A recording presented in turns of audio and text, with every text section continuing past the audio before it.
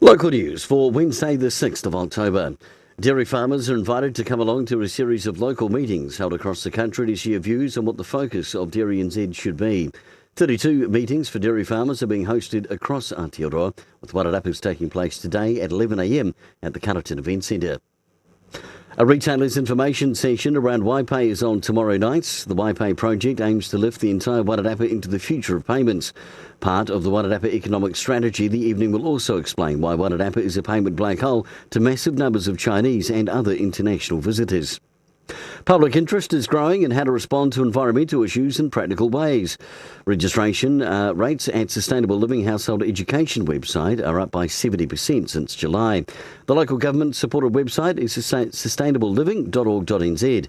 Sustainable Living Education Trust's core support is annual subscriptions from member local councils, including Masterton. And the Wairarapa Bush Club Sevens takes place this Saturday, with teams from all over the region taking part. 6 teams have entered, with kick-off at 10 o'clock.